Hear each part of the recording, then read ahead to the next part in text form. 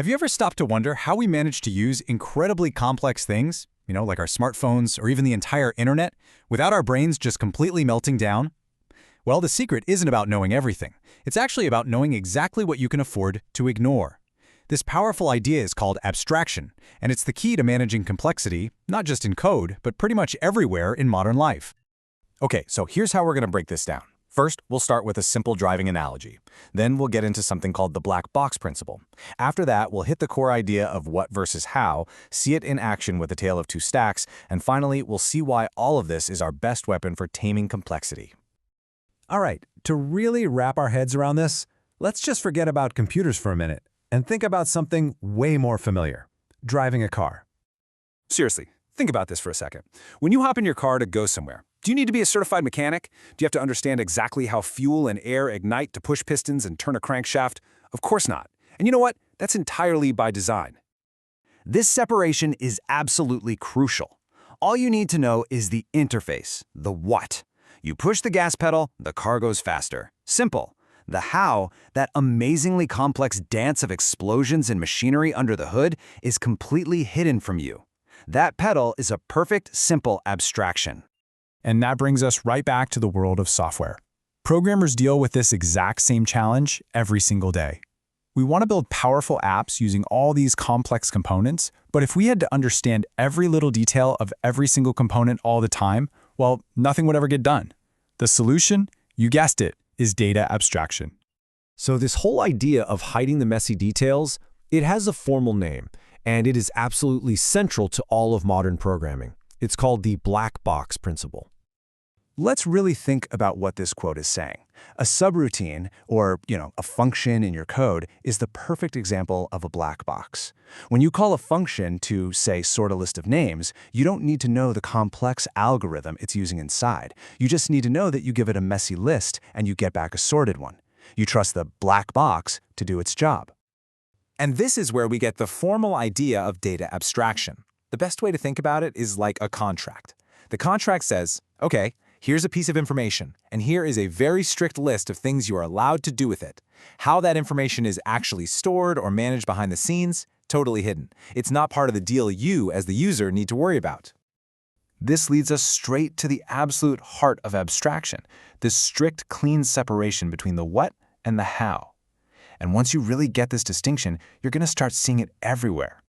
This is the fundamental divide. So on one side, you have the what. That's the public interface, the official list of buttons you're allowed to push.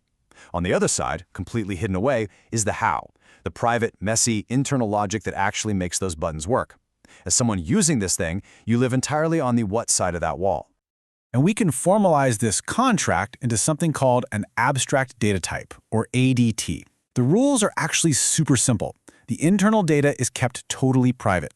If you want to change it, you have to use an approved command. If you just want to read it, you have to use an approved query. That's it. No backdoors, no messing with the internals. Okay, that's enough theory. It's great, but let's look at a really concrete example to make this all just click. It's time for a classic in programming, a tale of two stacks. So first off, what even is a stack? It's one of the simplest data structures out there. Just imagine a stack of plates. You add a new plate to the top, and when you need one, you take one from the top. The last one you put on is always the first one you take off. We call this last in, first out, or LIFO for short. A stack has a very simple set of operations you can do. You can push an item onto the top, you can pop an item off the top, which takes it away, or you can just peek at the top item without actually removing it. And that's basically it. So this right here, this is the public interface. This is the what. Notice there is zero mention of how the stack is working on the inside.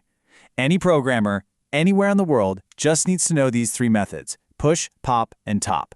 This is the entire contract. And here comes the punchline. This is the power of abstraction in all its glory. On the left, we could implement the stack's how using a simple array. On the right, we could use a totally different internal structure called a linked list. One is fixed in size, the other can grow and shrink. Internally, they are completely different animals. But here's the magic. To the programmer who's using the stack, they are completely identical. You could literally swap one out for the other, and the rest of the program would never even notice because they both perfectly fulfill that exact same push, pop, and top contract. So, okay, we can swap out the engine without changing the gas pedal. Why is this such a ridiculously huge deal? Well, it all comes down to one thing: taming complexity. Modern software is, well, it's one of the most complex things human beings have ever built. The number of moving parts is just mind-boggling. Without abstraction, building and maintaining these systems would be, and I mean this literally, impossible. It's the only tool that lets us build reliable systems out of smaller, reliable black boxes. So, why does this matter so much? Well, first, it manages complexity by letting us focus on just one piece of the puzzle at a time. It enables teamwork on a massive scale. A developer in California can perfect the linked stack, while a developer in Berlin uses it, and they never have to see a single line of each other's code. All they need is that shared interface. It also improves code reusability. And finally, by hiding the internal data, it protects it from being messed up by accident, making our programs way more secure and robust. And this idea is so foundational, it is at the absolute core of modern programming. A class in object-oriented programming is pretty much the real-world, concrete implementation of an abstract data type. It is the tool that makes all of this data abstraction stuff possible. So, as we wrap up here, just remember that abstraction is a pattern you see everywhere, not just in software. From your TV remote, to your microwave, to the ATM on the street corner, our world is just built on these powerful black boxes. So I'll leave you with this question: what interfaces are you using every single day? And what incredible complexities are they helping you tame?